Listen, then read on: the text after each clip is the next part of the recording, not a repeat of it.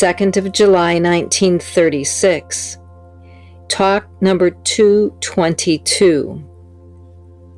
Dr. Lohara, a visitor, had studied several books including Upadesa Sara and visited several saints, sadhus, and yogis, probably 1,500 as he puts their number. A sadhu in Trimbak has told him that he has still debts to pay, which, if done, will enable him to have realization. His only debt, as he conceived it, was the marriage of his son. It has since been performed, and he now feels himself free from karmic indebtedness. He therefore seeks Sri Bhagavan's guidance for freedom from mental unhappiness, which persists in spite of his not being indebted. Maharshi, which text of Upadesa Sara did you read?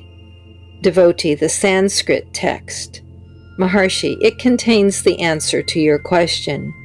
Devotee, my mind cannot be made steady by any amount of effort. I have been trying since 1918. The Master quoted from Upadesa Sara, merging the mind into the heart certainly comprises meritorious duty, karma, devotion, bhakti, yoga, and supreme wisdom, jnana. That is the whole truth in a nutshell.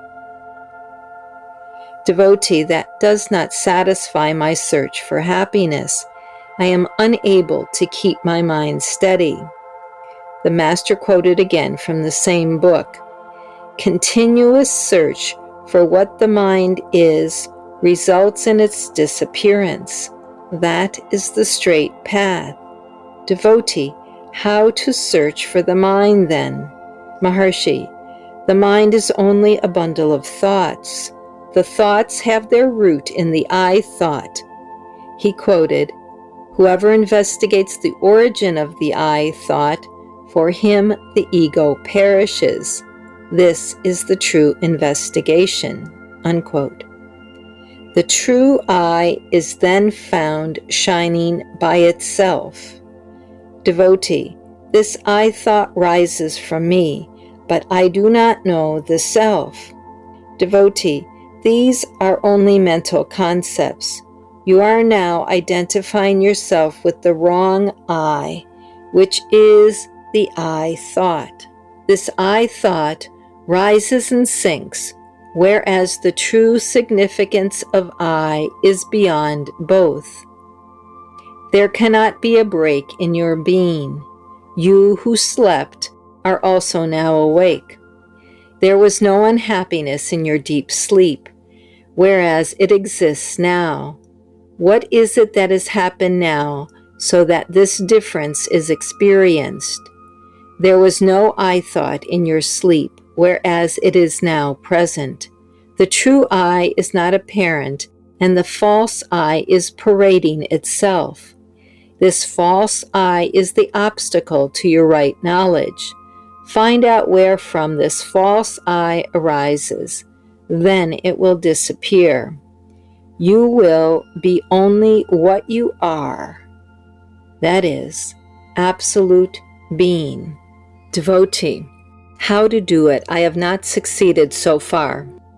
Maharshi, search for the source of the I thought. That is all that one has to do. The universe exists on account of the I thought. If that ends, there is an end of misery also. The false I will end only when its source is sought. Dr. Lohara asked for the meaning of one stanza in Upadesa Sara.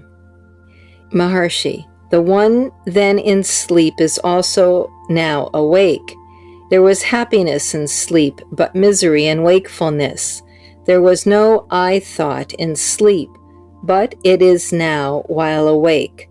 The state of happiness and of no I thought in sleep is without effort. The aim should be to bring about that state even now. That requires effort.